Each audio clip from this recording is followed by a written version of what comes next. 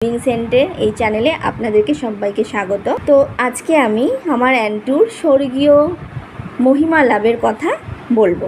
সাধু অ্যান্টনির অন্ত্যেষ্টিক্রিয়ার দিনেই এত অলৌকিক ঘটনা ঘটেছিল যে সেদিনের শোকযাত্রা হয়ে উঠল সেই মহান মানুষের প্রতি এক আনন্দপূর্ণ জয়যাত্রা।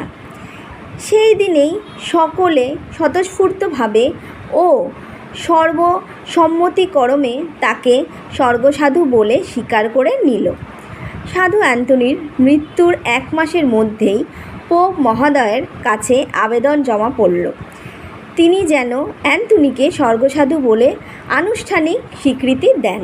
তার মৃত্যু পরবর্তী অসংখ্য অলৌকিক নিদর্শনের কারণে মাত্র 1 বছরের মধ্যেই সেই আনুষ্ঠানিক স্বীকৃতি দেওয়া হলো। 1232 খ্রিস্টাব্দে 30শে মে পঞ্চসপ্তমী পর্বের দিনে পোপ নবম গ্রেগরি খ্রিস্টমণ্ডলীর সাধু সন্তদের গ্রন্থে পাদুয়ার সাধু অ্যান্টনির নামটি অন্তর্ভুক্ত করলেন।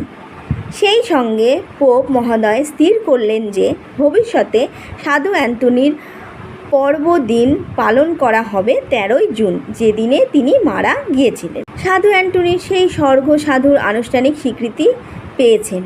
এই খবর শুনে সমগ্র ক্যাথলিক মণ্ডলী আনন্দে উচ্ছ্বাসিত হয়ে উঠল।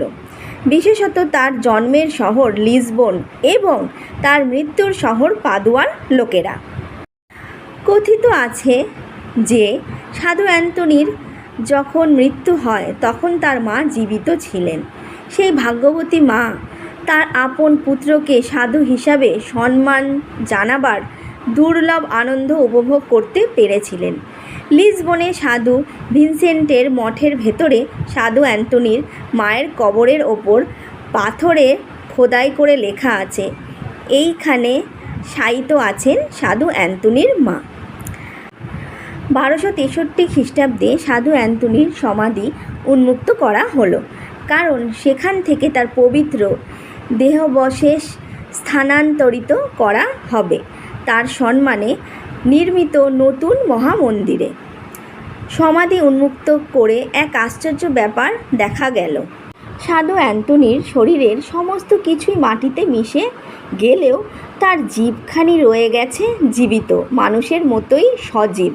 সেই জিভখানি হাতে নিয়ে তখনকার ফ্রান্সিসকান সংসর্গের সর্বদক্ষ সাধু বোনাভেন্তেরা উচ্চারণ করেছিলেন এই বিশেষ স্তুতি গান। এই সেই পবিত্র জিহ্বা নিরন্তর যা ধ্বনিত করেছে প্রভুর জয়গাথা, সর্বদা শিক্ষা দিয়েছে সবাইকে ভগবানের নাম বন্দনা করতে।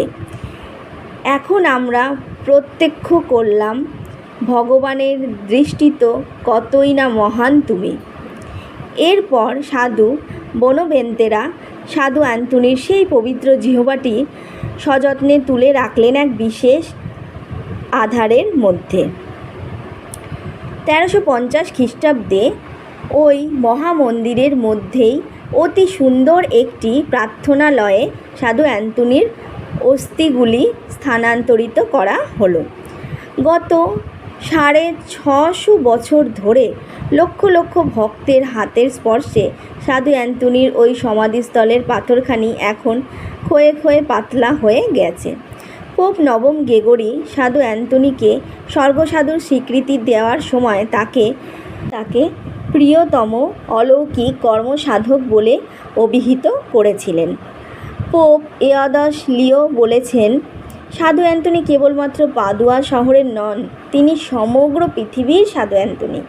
1946 খ্রিস্টাব্দে পোপ দ্বাদশ পিউস সাধু অ্যান্টনিকে খ্রিস্টমণ্ডলীর মহাচার্য উপাধিতে ভূষিত করেন। খ্রিস্টমণ্ডলীতে এই উপাধি কেবলমাত্র সেই সব সাধু সাধ্বীকে দেয়া হয় যাদের জ্ঞান এমন এক স্তরে উন্নীত যে তাদের ধর্মোপদেশের মাধ্যমে সমগ্র খ্রিস্টমণ্ডলীর উপকার সাধন হয়। তো আপনাদের যদি এই সত্য ঘটনাগুলি ভালো লেগে থাকে তো অবশ্য করেই আমার চ্যানেলটিকে লাইক, কমেন্ট, শেয়ার আর সাবস্ক্রাইব করে দেবেন। Thank you.